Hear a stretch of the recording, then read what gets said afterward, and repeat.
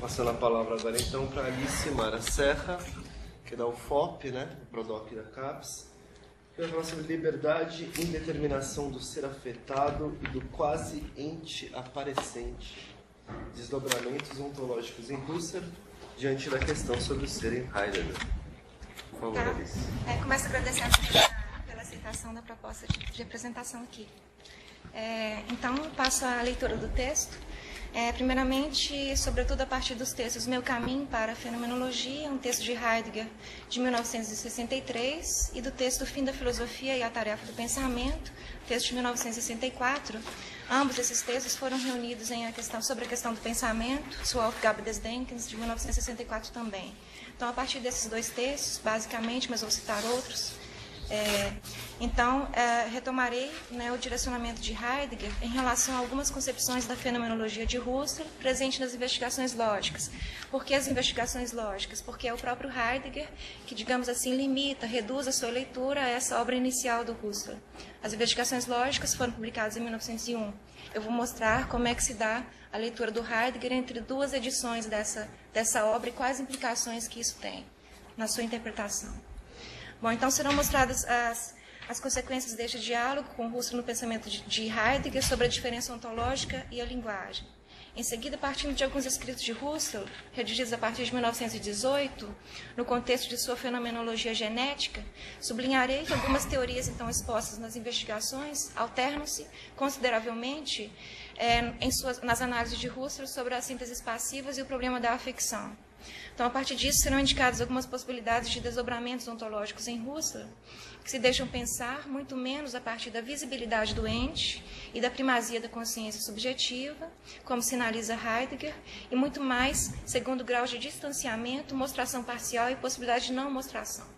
Estes aspectos, índices de indeterminação fenomenológica, apontam para uma fratura na concepção de proximidade entre aquilo que tende a se manifestar e uma consciência ou uma linguagem desveladora e doadora de sentido. Isso foi só uma introdução. Então, no texto Meu Caminho para a Fenomenologia, Heidegger retoma momentos de seu encontro e sentidos de sua aproximação com a fenomenologia de Husserl.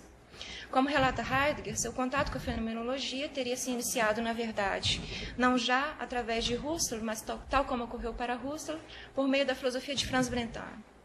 Fora Brentano que, com seu escrito sobre os múltiplos sentidos do ente em Aristóteles, teria incitado Heidegger a seguinte questão, Se o ente se diz em vários sentidos, haveria um sentido mais fundamental que conduzisse a ou abarcasse essas múltiplas possibilidades?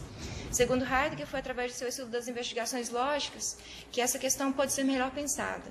Heidegger destaca, primeiramente, dois aspectos mais gerais do método fenomenológico que repercutiram em seu pensamento, quais sejam a visibilidade fenomenológica e a recusa de autoridades filosóficas. Sobre o primeiro aspecto, com a teoria da intencionalidade, através de seu lema voltar-se às coisas mesmas, esse lema voltar-se às coisas mesmas é um lema da fenomenologia de Husserl que ficou famoso por opor-se ao código cartesiano e ao formalismo da filosofia transcendental kantiana. Então, com o lema da intencionalidade, voltar-se às coisas mesmas, Husserl teria introduzido Heidegger ao ver fenomenológico. Este se entende, em Husserl, primeiramente, como visibilidade do mundo sensível, ao qual se volta a consciência, sendo a percepção a camada de presentificação mais originária, a partir da qual se desenvolvem os atos de representificação imaginativa e rememorante, bem como os atos judicativos, atencionais e outros. Também os atos de fantasia e lembrança são compreendidos como modalidades de visibilidade. Neles, se representifica não a coisa real da experiência, mas as unidades de sentido intencionais que perpassam a constituição de vivências.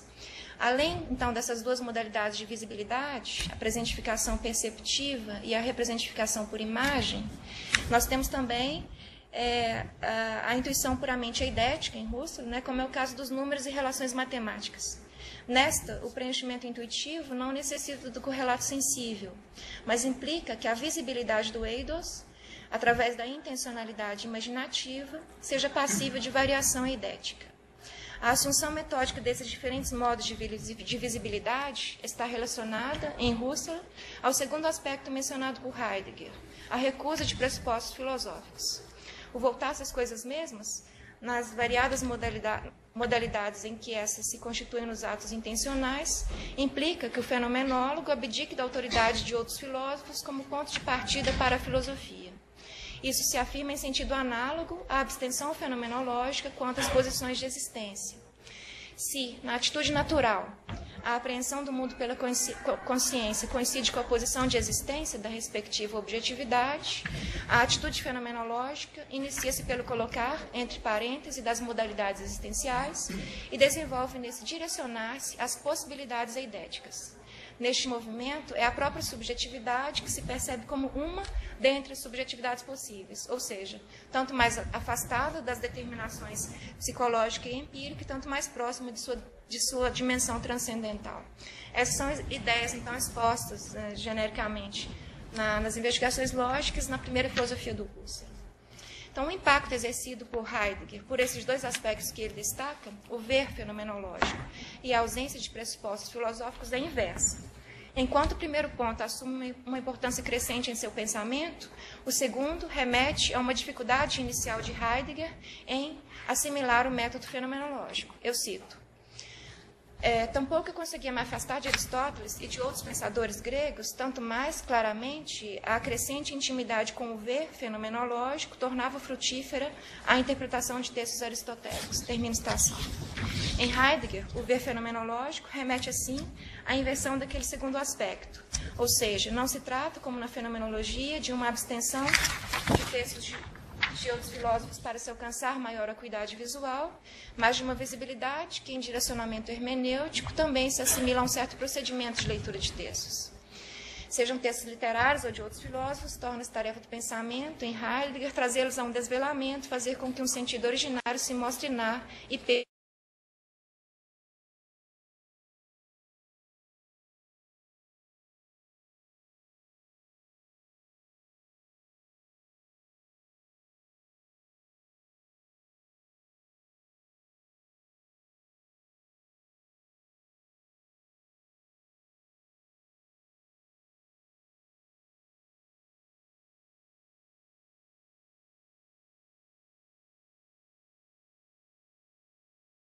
Heidegger, que se apresenta como a espécie de amigo, que insistirá ao mestre pela reedição. No mesmo prefácio a essa reedição, que veio a ser publicada em 1922, Husserl distingue que, embora tivesse mandado imprimir literalmente a versão antiga da primeira seção, dedicada à correlação entre intenção e preenchimento, ele teria modificado substancialmente a segunda seção sobre sensibilidade e entendimento. Husserl ressalta ainda outros pontos das investigações que já teriam sido ultrapassados em sua filosofia transcendental, desenvolvida a partir de 1907. Por exemplo, o fato de não mais se valer do conceito de apreensão representativa, nem da terminologia de Brentano, percepção interna e percepção externa. Com base nos dizeres de Husserl desse prefácio, Heidegger reconhece que, ao referir-se aos amigos desta obra, Husserl expressava seu distanciamento do horizonte teórico das investigações desde pelo menos 1913. De fato, Husserl se afastara da matriz teórica das investigações, primeiramente devido à formulação mais sistemática de sua filosofia transcendental, em Ideias 1, esse foi um ponto reconhecido por Heidegger, mas também no contexto de suas análises genéticas sobre as sínteses passivas desenvolvidas a partir de 1918. Nesta se trata, em geral, de uma nova fenomenologia da sensibilidade e do tempo, cujas análises culminam, mais tarde, em uma fenomenologia das pulsões e dos afetos, o que Husserl vai formular como sendo a sua fenomenologia transcendental do inconsciente ou fenomenologia da sensibilidade secundária. Eu vou mostrar aqui, então, algumas diretrizes, alguns direcionamentos dessa nova perspectiva. Então, isso pode explicar por que Husserl, então, essa mudança, porque Husserl teria modificado substancialmente a seção das investigações sobre sensibilidade e entendimento. Nesta obra, Husserl distingue uma rilê sensível, tornada matéria intencional, a partir das formas dos atos de apreensão consciente. Já após a introdução da diferença entre noesis e noema, o noema dizendo respeito, em geral, ao teor objetivo do respectivo ato consciente, e a noesis as diferentes modalidades do ato. Por exemplo, aqui eu tenho o percebido, como sendo esse aspecto objetivo do ato de percepção, mas eu tenho a percepção mesmo, assim como a lembrança, ou o lembrar-se, ou imaginar, o prestar atenção. Então, esses atos remetem a noesis, enquanto o noema remetem a essa camada objetiva, aquilo que é percebido, aquilo que é lembrado, e assim por diante. Então, após essa introdução, o Husserl vai, então, distinguir também entre duas esferas de sensibilidade. A primeira, englobando os atos perceptivos em sentido estrito, e a segunda, o nível da afecção.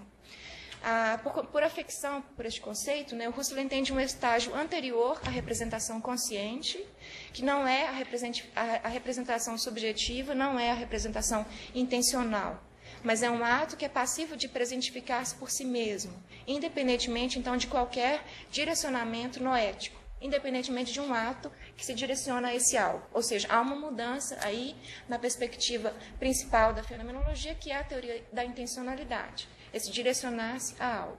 Então, não há isso nessa segunda forma de sensibilidade. Há, se houver, é a posteriori, sob essa primeira camada de sentido, então, que se doa por si mesmo. Eu falo doa porque a Gegebenheit, a doação, é um conceito fundamental na fenomenologia, não sei se vocês conhecem. Bom, então, o fenômeno perde, então, nessa segunda perspectiva, o peso conferido nas investigações lógicas à visibilidade, que foi o aspecto exatamente destacado por Heidegger. Né? E ao passo que o sensível se deixa pensar, né, a nível pré-ontológico, pré-intencional, e em seguida sobre uma nova forma de intencionalidade. Antes de eu abordar este ponto, eu vou ressaltar aqui, então, que Heidegger, nos anos 20, Heidegger assimilava em seu pensamento ou se dedicava ao estudo de teorias que Husserl havia reformulado por considerá-las, então, insuficientes diante das novas exigências dos objetos aos quais a fenomenologia se voltava. Mesmo que estivesse ciente dessas reformulações, Heidegger ressalta ocupar-se com a primeira edição das investigações. Eu cito, ou seja, não a edição reformulada, mas a primeira.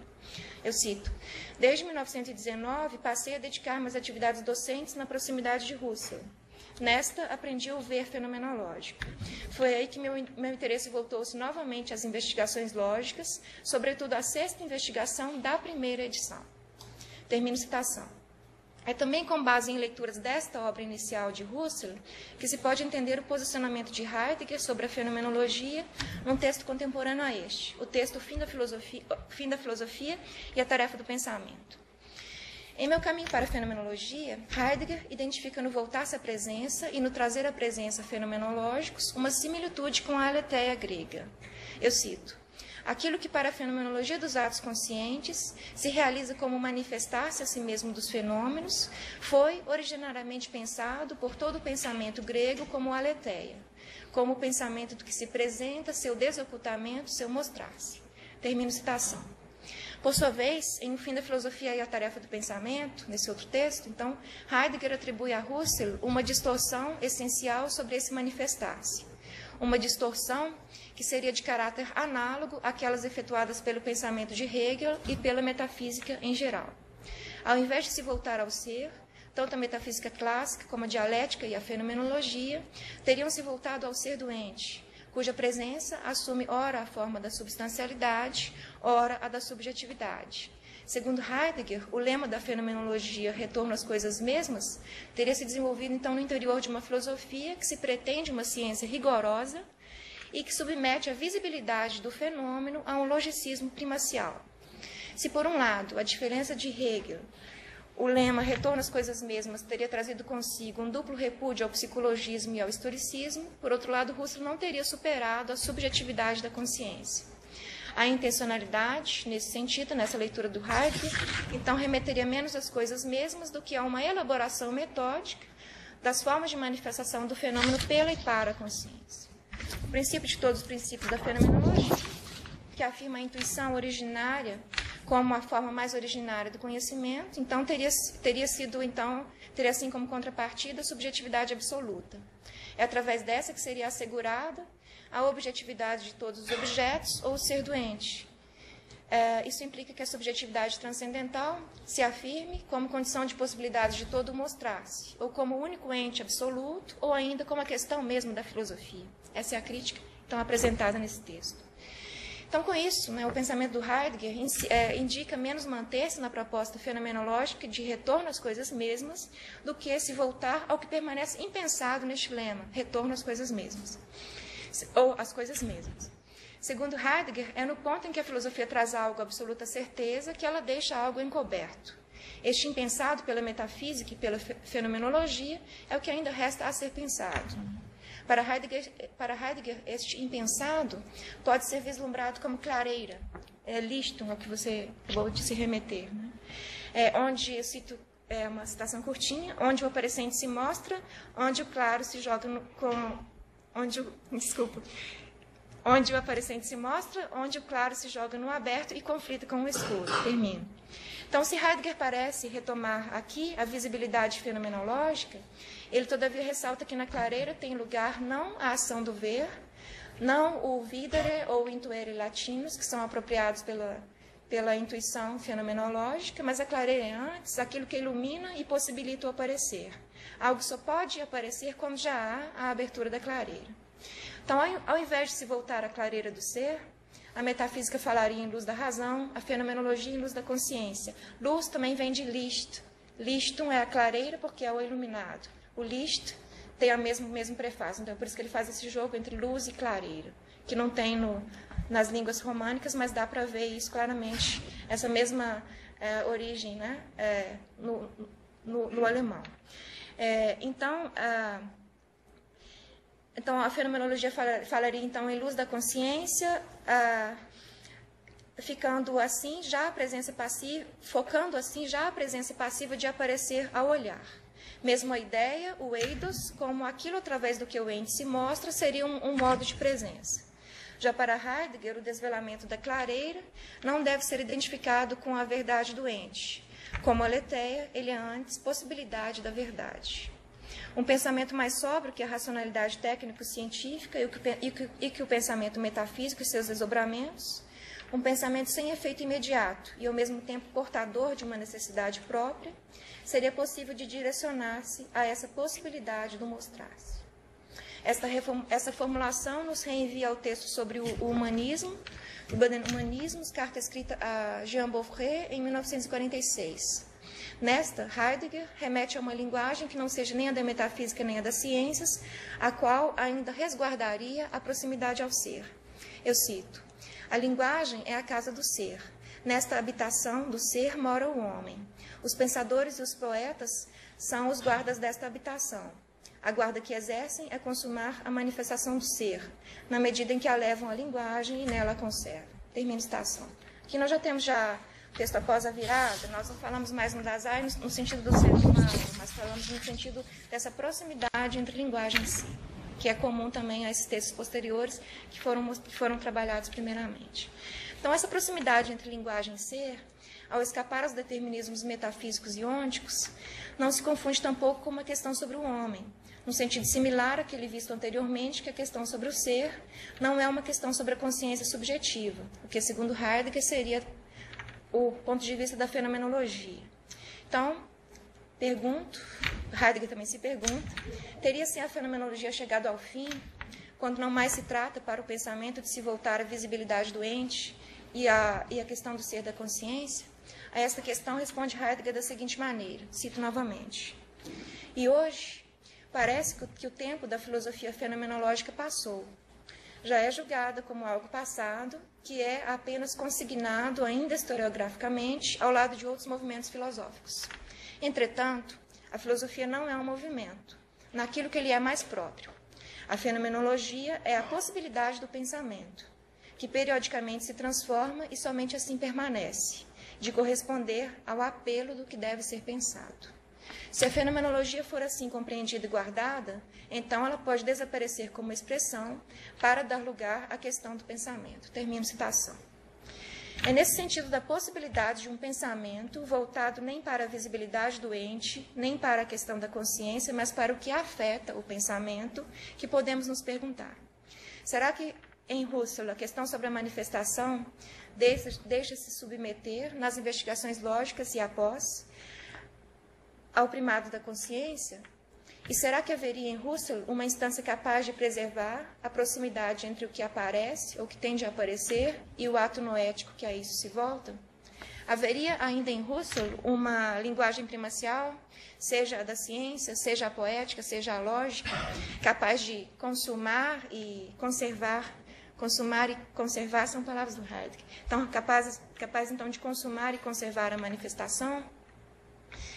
Sem a pretensão de esgotar essas questões aqui, cabe retomar algumas concepções das investigações lógicas conhecidas por Heidegger e de indicar sentidos de suas reformulações nos manuscritos tardios de Husserl. Ao que tudo indica, Heidegger não teria lido esses manuscritos. Nas investigações lógicas, a intencionalidade é entendida como intencionalidade da consciência, nas diferentes modalidades em que essa se volta a uma objetividade. Lembrando que a ideia de objeto, já desde as investigações, não se confunde com a coisa real existente. A consciência visa mais além. Junto aos teores reais apreendidos, por exemplo, o azul, o áspero, o duro, sempre estão presentes os teores intencionais, ou seja, a dureza, a aspereza, o azul comum a outras vivências. Não há percepção pura. Percepção é sempre misturada a outras vivências anteriores. E também eu tenho aqui somente uma perspectiva daquilo que eu estou vendo, essas partes, essas faces, né, da garrafa que não estão presentes à minha percepção, elas, contudo, fazem parte desse horizonte da própria percepção. Isso está formulado nas obras anteriores, então, as primeiras obras, desde as primeiras obras do Husserl. Então, a consciência ela visa mais além. A unidade da coisa é uma síntese ideal entre as perspectivas diversas apreendidas na percepção e os teores intencionais que se deixam manifestar a partir de vivências anteriores.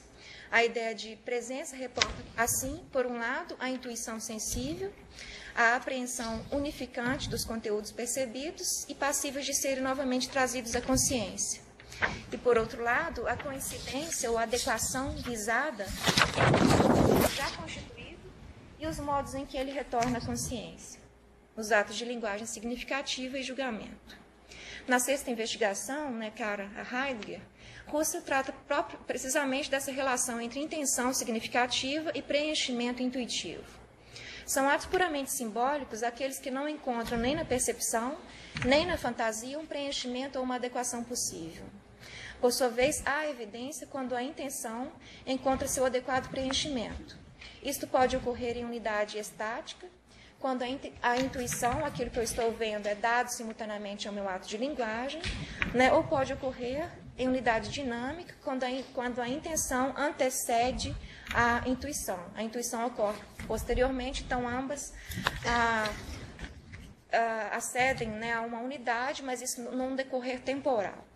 Husserl não destaca aqui, neste contexto, a ideia de transcendência.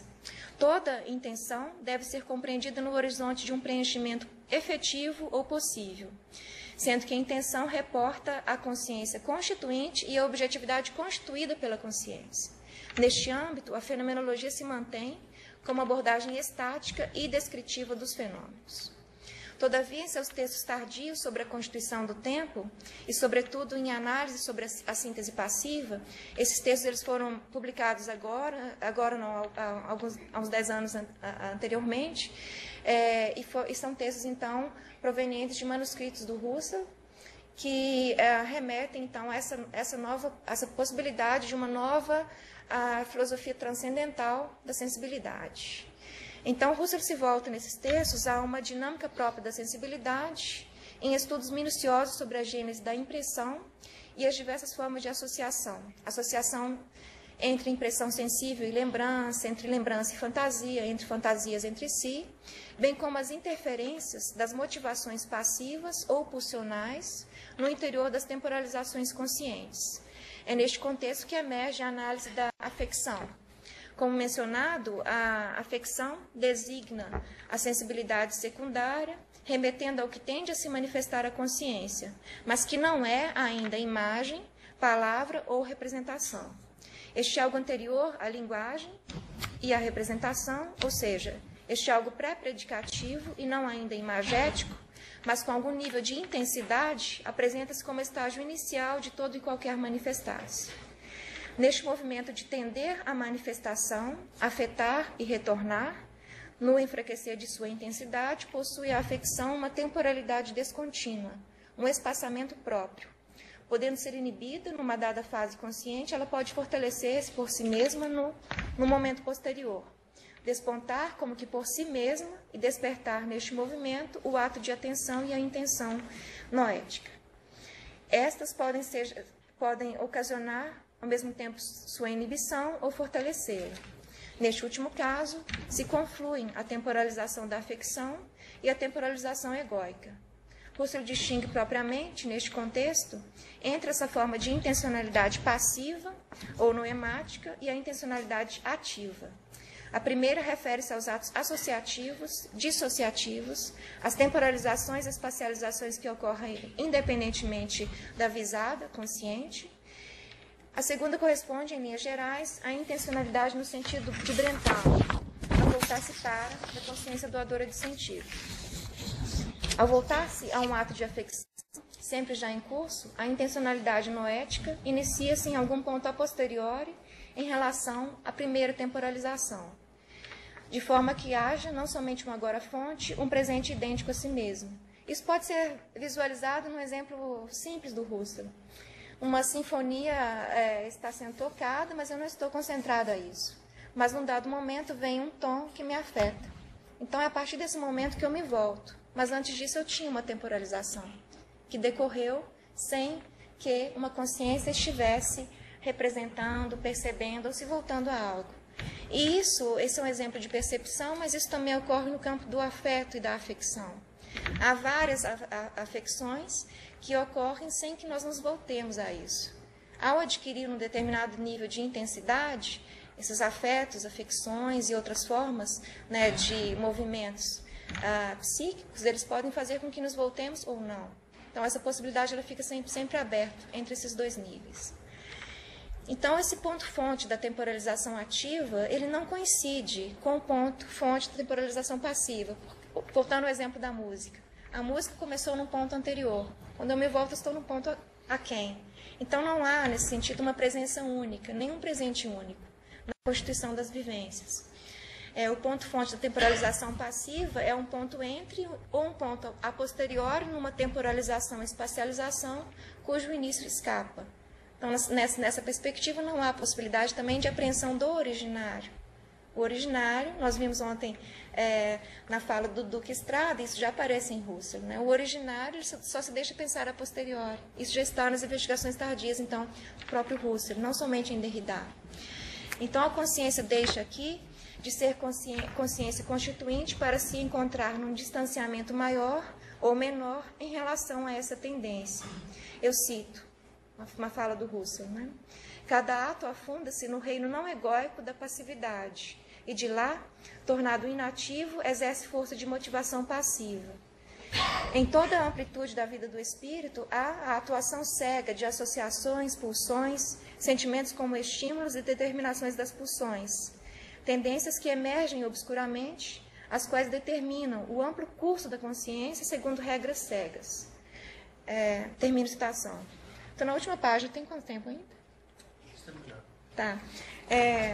Então, em suas investigações tardias, Husserl denomina de radicalmente pré-egóico, das radical vor-Ichliche, esse primeiro e mais originário nível da constituição de vivências. Husserl, que já havia criticado a imanência da intencionalidade em Brentano, ressalta agora a transcendência no interior da imanência transcendental. A distância entre o voltar-se e os diferentes graus de intensidade, mas não necessariamente intensidade visual, em que algo emerge, ou tende a emergir. Como indica Anne Montavon no livro De la passivité dans la philosophie de Husserl, sobre a passividade na filosofia de Husserl. Então, como indica Anne Montavon, na filosofia de Husserl dos anos 30, eu cito, o ser pulsional dirigido para é menos a trajetória do olhar, da visão, do que o dinamismo de uma força. O importante não é que Husserl conceda a pulsão intencionalidade, mas que a intencionalidade se veja agora definida também pela pulsão. Seu movimento não é mais aquele do processo perceptivo, mas aquele da aspiração do esforço. Termino a citação. A afecção não existe em função de se tornar acto consciente ou de se submeter à significação. Aquém de uma perspectiva arqueológica que a reconduzisse à sua origem e além de uma perspectiva teleológica que a instrumentalizasse no âmbito de um saber ou de uma linguagem, resta algo como um traço de exterioridade no interior do mesmo. A afecção pode, por si, aparecer ou deixar de aparecer, furtar-se a consciência. Surpreendido pelo que por si se apresenta, pode ser que não se esteja preparado para a sua recepção. É nesse sentido que a afecção se pode pensar como o ereignis, como o evento, o acontecimento. Como é que foi? Evento ou acontecimento? Tradução brasileira. Acontecimento apropriativo, que é o sido dar-se. Né? Mas a ereignis, então, a afecção, então, se deixa pensar como essa espécie de acontecimento. Ou seja, o fato de este surpreender, interromper um curso e de nunca se estar pronto para recebê-lo. Não se espera por ele. E é por isso que ele aparece como dom absoluto, transgredindo o horizonte da espera. Ao se receber aquilo que se apresenta, ao se apropriar disso, ao transformá-lo em posse, faz-se o sentido inverso, saindo de um pensamento apenas capaz de ser afetado por uma alteridade a uma modalidade de posse. É preciso uma concepção pós-fenomenológica, mas não ainda ontológica, para pensar a impossibilidade da apropriação, a abstenção de possuir, o que não assumiu ainda propriamente a forma de um ente. Isso permitiria preservar em indeterminação originária o poder ser afetado e o quase-ente aparecente. Tal indeterminação remete a um primeiro sentido de liberdade.